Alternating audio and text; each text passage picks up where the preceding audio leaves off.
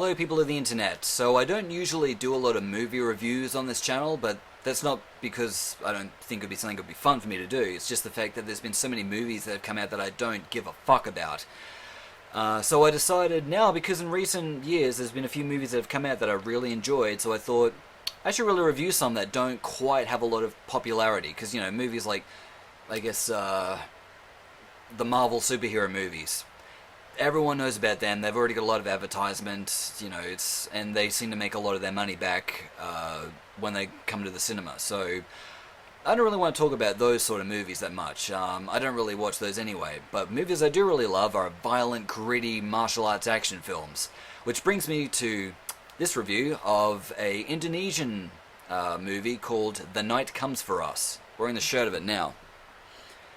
So this was a custom design shirt I made. I didn't design the picture, but I got the picture off, you know, DeviantArt and then uploaded it to a site, and they printed it on a shirt for me. So anyway, it was a good picture, okay? And there was fuck all really awesome looking Night Comes For Us shirts. Let me have this.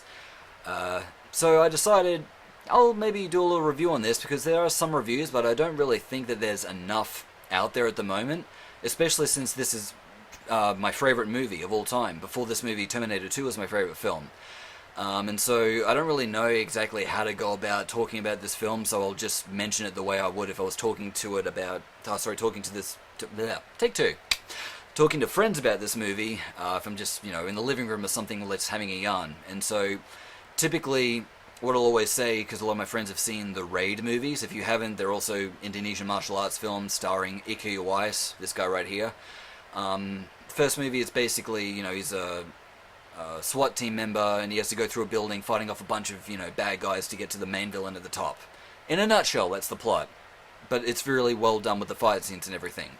Part 2 is a bit more elaborate with the plot and all that, and I'm not going to go into it, but it's not contained in a building, it's more out there in a lot of different locations.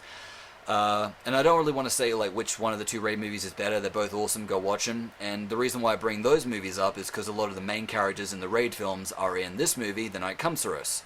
Different director though. Gareth Evans directed the Raid movies, whereas Timo Tjahjanto directed The Night Comes For Us. And I really hope I pronounced his name properly. If I'm not, sorry. Essentially what I'm just going to talk about, I wrote down here in order, because every time I put the camera on I get temporary amnesia and I forget what the fuck I was meant to mention, so... okay, so I've got dot points here of things I was going to talk about. So, release date and director. Well, I mentioned the director. It was released on Netflix in October 2018. So, if you guys have Netflix, hey, great news, it's on there. And if you watched the movie and really enjoyed it, then there's 2 deleted scenes from the movie, which I find gives the film a lot more clarity and meaning, which are free to watch on YouTube. So, you know, watch the film first, and if you really enjoyed it and want more of the movie, then go and look at those deleted scenes. They aren't hard to find. As for the plot, a lot of people I've seen in reviews keep shitting on the plot, and I fucking don't know why. I wasn't aware that new martial arts action movies had to have this really massive, awesome, elaborate plot like The Matrix. You know, sometimes simple is good. And even though the plot is simple and technically a lot of things that were in there have been done before, the way they presented it was done in a way that seemed like, you know, fresh and... I don't really think the word original is quite the word I really want to use, but it's still at least been, you know, presented in a way that I thought was, you know, something that's going to at least surprise people, you know? Not to mention there were certain things in the plot that or storyline that I didn't see coming. For example, there's a character that's a really annoying junkie, and I thought, if anything, this is going to be the motherfucker that just portrays everyone. Turns out that didn't happen. There was some other main character played by Joe Taslim. He plays the character Ito, who was a former Triad enforcer who goes and help with the team to massacre everyone at this beach village because they stole some shit from the Triad. The last survivor is this girl, I think, is like between the ages of 8 and 10, and you know, he gets handed an AK-47 as he's staring down the sights to shoot her. He realizes he can't do it. Guns down his own men. Next thing, he's marked for dead. So the entire Triad want the girl dead for reasons that you'll know when you watch the movie. They're not saying they're elaborate reasons, but there are reasons, as well as him for, well, the ultimate betrayal. So, you know, there's that. And for once, Iko Uwais, He's usually always the good guy in movies where he's the main character. In this movie, he's not actually the main character. He, he's got a fight scene in a nightclub at the beginning, a semi-fight somewhere towards the middle of the movie with a girl he did not stand a fucking chance against. And what the fuck was she even thinking? And then the final showdown at the very end, which is between him and the main character, Joe Taslim. And so, there's that underlining element as well. And so there was a former love interest of the main character who, usually in all these movies, he tells her, go away so you can be safe, separate yourself from the danger area. And then she comes back and fucks everything up. Well, that didn't happen either. Even the ending, which I don't want to ruin, but I kind of had this idea in my mind as to like what the ending was going to be like, and I wasn't disappointed with the ending, it's just not quite what I thought. So, other people don't quite think the way I do, so maybe you find this more predictable, but either way, if you're showing up for like action and shit like that, this is the movie to watch. This movie, unlike a lot of martial arts films, it's not wire-fu, okay? So there's no use of wire. It's like it's like hyper-realistic. And what I mean by that is the sense that it's not gritty and realistic like a movie like Sicario. It's very much something that wouldn't happen in real life. But the way they present it kind of does give this sort of element of realism where it's not so far-fetched. And yeah, that's really what I loved. The other thing I liked too is that they didn't flinch with the violence and the gore. And I didn't actually realize just how not quite so violent the Raid Part 2 was until I saw The Night Comes For Us. Because The Night Comes For Us is so fucking unflinching, man. And seriously, like, if you've seen the Raid movies, a lot of the times where someone maybe gets their throat ripped out, they pan the camera away at such an angle where you don't quite see the detail. This movie, a motherfucker gets a blade put right through their throat and you see it in great detail. And it looked like a practical effect. It was probably a cutaway knife in CGI, but if not, it was a practical effect. And if it was CGI, it's the most practical looking form of CGI that I've seen. And what I loved about the film as well was the fact that when it starts, it opens up with the massacre. 13 minutes in the movies, the nightclub fight scene. About 24 minutes in the movies, this fight scene in the butchers. And they just use everything they can as a weapon, Like, remember there was like meat hooks being used as weapons, and what else? Bones from a cow that were like cracked in half and then used to stab people. Pool cues, pool balls, like glass, broken bottles. Yeah, I don't even... there's way too much to mention, and even if I could mention all of them, I won't because I don't really want to ruin everything, but just know it's gritty. And there's even shit that I was going, motherfucker, damn, that really happened? Yep, that happened. Okay, well, there's that. Anyway, as far as characters go, yeah, I thought all the characters were pretty, uniquely characterized with their own sort of background and fighting style and mannerisms and all that, and so I'm not saying it's sort of like a cartoon sitcom where everyone is like very much like different to each other in terms of their personality, but it's definitely more variety than what the Raid movies had, so that's pretty cool. I'm not taking a shit in the Raid movies, I still love those films. I'm just saying in terms of some things that this movie did, it did some things a little bit better, so if you think the Raid movies were really awesome, well, I'm sure you should love this film. Let's see. Fight scenes were also filmed really well, but here's the thing when it comes to fight scenes, it's not just a matter of choreographing a good fight scene, you have to film it well. Because Mile 22 and Taken 3 had good choreographed fight scenes, but they were filmed like shit, just over-edited to fuck. This movie doesn't do a lot of over-editing, as well as the fact that the director went on record stating that he wanted the actors' faces in a lot of the camera shots so that everyone knows that it's really them doing all the fighting. And so in terms of the actors and stuff that were in the Raid films as well, just so you know who's coming back. So we got Ike Uwais, obviously, Joe Taslim, who was in the first Raid movie as Jacka. There's in this movie Zach Lee, who played, I can't remember his character's name in the Raid Part 2, but he was in the movie. He's in another movie called Headshot as well, also directed by Timo Tjahjanto and stars Ike Uwais. The main villain of the movie Headshot's also one of the higher-up mob bosses in this film. Sonny Lee, maybe, I think his name was? Or maybe not? I don't know. I probably fucked that up. Just go to IMDb. All the names are on there. So the music as well is something that I really love. So let me talk about the audio for a second. Something I've found that's really not done well enough in martial arts films is the sound effects. So when people are getting bones broken or getting punched or getting slashed with a knife, it sounds very fucking cheesy, especially in those really old Chinese movies. But even more recent films, like 2005, if we're going by Tony Jaa's movie The Protector, a lot of the bone breaking and stuff like that, it doesn't, I don't know, it just sounded kind of corny. And understand, in movies, whenever there's a sound, that sound is there as information in order to convey something to you that is happening. And so even though people that get punched in movies may not sound the way a punch does in real life, if someone, say, gets punched right in the cheek with a right hook or something, it's not meant to sound realistic the way it does in real life. It's meant to sound, like, I don't know, I guess like the way it would if they want to show that someone did like either a light punch or a really strong punch. Well, the sound effect for that's going to be different because a stronger punch is going to be done in such a way where it's probably going to be a louder thud and everything to let you know that, oh, that was a strong punch and it really hurt. However, someone, if they're really pulling their punches, I can do that. And on screen, if I do like a little light sound effect like this, hang on a second, I'm going to tap down on my chair when I do this. That versus... I don't really know if the microphone picked that up as being any louder, but anyway, just as an example, it was the same distance, a little shot like that, but just simply changing the sound effect gives this impression that one was more powerful than the other. And so the reason why I bring that up is that all the sound effects in this movie are perfect. It doesn't matter if someone's getting their throat slit, an arm broken, getting punched, stabbed, thrown out of a building or whatever.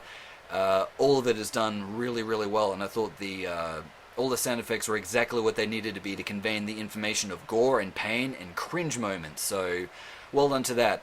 But even the score, the sound effect, the theme music and all that, man, that was really excellent as well. Because usually what I don't like about a lot of martial arts films is that they're either a movie like the Ip Man movies where they've got this big orchestral score playing, and that's okay. However, other than that, a lot of the times it might be based in a modern day city or something, and it's kind of like got this funky dance kind of music to it. And, you know, what I thought this movie did better than a lot of those other films that have those two types of soundtracks is that this film has to my own ears, except for like two scenes, but most of the time it's this subtle atmospheric synth kind of music that's blended in with this, I guess like tribal sounding percussion. And so if you listen for it, you'll probably hear it, except one scene at a nightclub, which fair enough, it's a nightclub, and that music was still 100% perfectly fitting. And another fight scene between two female characters, one by the character named Eleanor, played by the amazing Hannah El-Rashid, another one whose character was the operator, played by Julia Estelle, who was Hammer Girl in The Raid 2. And so, yeah, there was this music that kicked in. I don't even know what kind of genre that would be, but it was really very aesthetically pleasing to the ear, and I thought that was really awesomely fitting for that scene. Watch the movie and you'll know what I mean. If you've already seen the movie, you'll go, I know what you mean. And so, yeah, that was really cool with the use of the music as well, because it really gave this impression that people were in this sense of danger and peril. And if I can also reference the movie Sicario again, with that soundtrack, the music composer said he wasn't trying to compose music, but more so the sound of a threat. And his inspiration for that was the theme music of Jaws. Because when you hear that music, you really do think of a shark. You know, do. You don't really think, oh, I'm listening to music now. Or at least, you know, that's my impression of it. And so that's what I really liked about this movie as well. They kind of like didn't follow traditional traps of theme music that was meant to be used. And I'm not saying other movies and stuff like that are bad simply because they use different music. I just thought this movie added a different element of tension because of the music that they decided to go with. So other films that have like the more funky music, it's kind of more fun, and it's like, oh yeah, I'm enjoying this, but you don't really feel like on edge because you're worried about the character getting hurt. Because theme music as well is also there to convey information, and so if there's music that sounds like it's someone in peril, well, that's what it's trying to convey.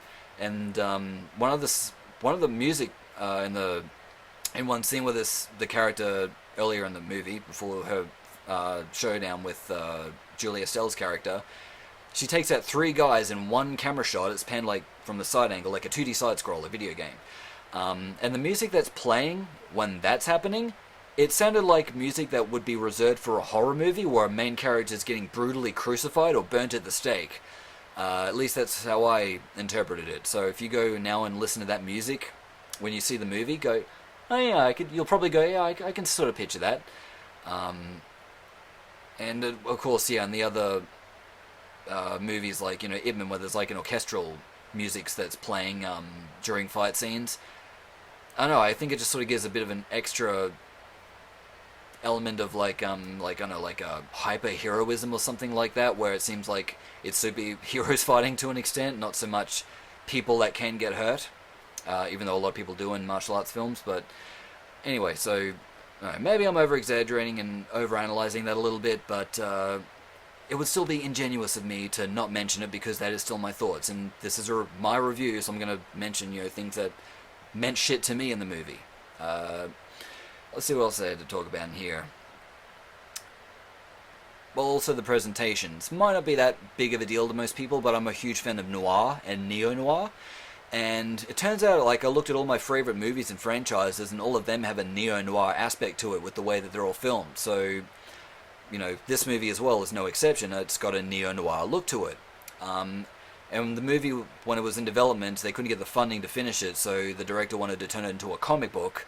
And then after he released the movie Headshot, as far as my information goes that I've researched on, to my better knowledge, they were able to get money made back off that movie to then finish completing filming of The Night Comes for Us. And so I'm not sure if it was meant to sort of look like a comic book adaptation, but it's sort of there. But as I found, a lot of comic book movies all have a neo-noir tinge to them, because neo-noir was a lot about shapes and silhouettes and things like that, which are heavily illustrated in comic books. And so, assuming they're trying to do a decent adaptation in film, that's going to carry over. And so I really love, seeing that in this movie, especially with the use of colors. Like, there was a fight scene outside of an apartment with neon colors. That was really cool. Fight scene in the back room of a butcher's. A butcher shop, and it was like a contrast of blue and red and everything like that, which was pretty awesome. Even the presentation of it was really awesome, because a lot of my favorite movies, like Terminator 2, that's like got a neo-noir kind of vibe to it. The John Wick movies, they all got a neo-noir vibe to them. Sin City is another one. And also The Matrix. So the things that all those movies have in common is that they're very much heavily rooted in the way that they're filmed and presented as a visual aspect. And so that's what I really liked about this movie. And of course, this artwork, it really kind of does look a little bit like Blade Runner at first glance, and Blade Runner as well. It could almost be called like a tech noir or something if you want. That's what I really loved about it as well. And so all in all, that's kind of my full thoughts about this movie. And so the last thing that I'll mention is that if you go watch the movie and you really enjoyed it, and you like Julia Stiles' character, the operator, she plays a mysterious character, not a lot's known about her except for some of her intentions, and that's about it. There could be a sequel made to this movie called Night of the Operator, starring her. And I cannot stress how badly I want this to happen. And so there's already been a script written for it, and so they just need, I guess, like, funding to make the movie happen. The director says that he would love to do a sequel for it, so fair enough, I'd love to see a sequel for it. Yeah, who would have thought? Me? A sequel to my favorite movie? Huh, of course not. Why would I want that? The way that this is going to happen, though, is if people don't watch this movie by downloading it on illegal sites and stuff like that. The best way to watch this movie would be on Netflix, if you have a Netflix account, or even if you just have access to a Netflix account. At least watch the movie once on there. That's the way to go about it. And so the more views that it gets, because on Netflix headquarters, they see all that, and so they look at that and they go, okay, well, if enough people are watching this, I guess it warrants us putting up the money to do a sequel. So that would be really awesome if that could happen. Otherwise, I know, if you've got friends that have Netflix, at least say to them, hey man, I know you don't really like this sort of movies, but I really want a sequel for this movie because I just watched this movie and it's amazing. Can you just go to this movie and just like click the like button on it? That's it. And so Keep in mind, I'm not one of those YouTubers that goes, hey guys, if you really like this video, please click the like button, hit subscribe, do the bell notification, all that fucking shit. So, no. I don't want to treat people like they're fucking retarded. They know how the fucking like and subscribe buttons and all that works. I don't want to be one of these annoying people that constantly nags people and asks for that. And on any of my channels, I've never once asked people to do that. So this is me asking you to do that on something else, only if you want a sequel, of course. And you don't have to do it. I'm just letting you know some of the ways that are going to be easiest for this to happen. Other than that, you can, if you have Twitter, tag Netflix in a Twitter and just let them know that, hey, you want this movie Night of the Operator, and that's what I've been doing, and as well as the fact that right now I'm doing this video to try and do a review to get this movie out there so that more people can go and watch it. So, there's that. I think that might be all I had to mention from memory, I'm sure. Second I turn the camera off, I know there's going to be something else I had to mention, and then I'm going to forget and I can't remember it, but oh well. Yeah, so that's basically what's going to happen, unless there's some multi-millionaire that's watching this movie willing up to put up the money, which I don't think would that be that much. It wouldn't be any more than, I presume, about $10 million. And I know some of you are going, oh, only $10 million. Well, hey, come on. Some other movies out there have budgets of like $150 million, so $10 million is still considered quite a very modest budget, all things considered. And the fact that this movie, too, was made on, I don't know what the budget was, I just know that it wasn't apparently much more than the Second Raid movie, and the Second Raid movie's budget, I think, was about $4.5 million, I think. And so, honestly, though, with everything they were able to do with this budget, they were able to take a budget this big and make it look like it was this big, It's not one of those movies you watch and go, oh, they had a budget of this much. Yeah, it shows. Well, no, this movie is better than that, okay? So, and the fact they used a lot of practical effects, I really like that too. Most people just want to go CGI for everything. I'm sure there was CGI used in some scenes where they had no other choice, but I didn't notice any CGI. So, but yeah, pretty much practical effects are what was used most of the time. And I'd say the majority of the budget probably went on all the fake blood that was needed. So, if you really don't like gritty, violent movies, then this one isn't for you. I mean, it's up there with Saw and Hostel, just different contexts. Because it's really it's kind of like got a sadist vibe to the Saw and the Hostel films, because the context is people getting tortured. Whereas this movie, no one's getting tortured. It's the blood and the gore and everything you see is kind of fair game because it's during fight scenes. So, there's that. But like I said, as far as the visual aspects of just like how much blood and gore is in the movie, there's a reason this film has been compared to horror slasher films. So, yeah, anyway. I think that's about all I should really mention. I don't really want to spend too much time on this because I'm just going to murmur on like an old man, going back on old points. So, I'll put the link in the description of this video for the trailer so you can go check it out. And even though I don't really want to do the other one, if you're still not quite sold on the trailer, I'll put another link in the video to one of the fight scenes that takes place 24 minutes into the movie. Just so you get an idea as to how they film the fight scene and what I mean. Because this movie is one of those films where it's just when you think, oh man, that was a brutal fight scene, they're not going to top that, the movie goes, haha, hold my beer. And then it escalates with the next fight scene, the next one's more brutal, and then the next one's more brutal. And Amazing Showdown too, if you're really a fan of those martial arts films where they do a proper showdown between the villain and the hero, except for this movie it's an anti-hero, but whatever. Yeah, man, did they deliver. It's something like 10 minutes long. And at no point of that where I'm like, oh, this is getting tedious. I'm just like, yeah. That's how I'm reacting. Keep in mind, I'm one of those guys that can watch a movie just deadpan expression like this, and something amazing could happen and I'll probably just go, cool.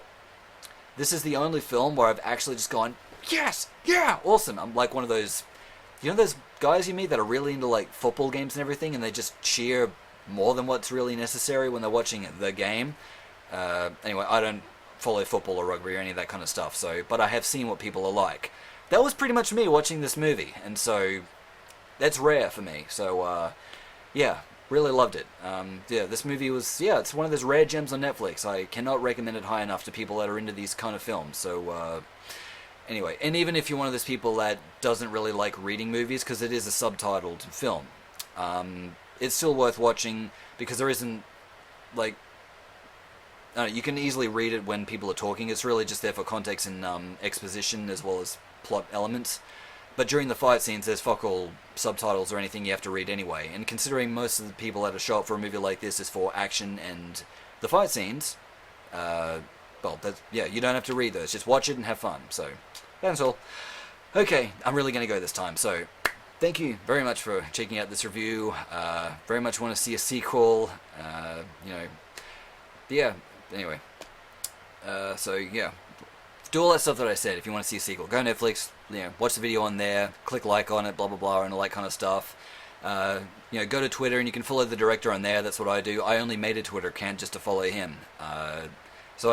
That's probably the best way to stay up with all the updates of anything with this movie or potential sequel.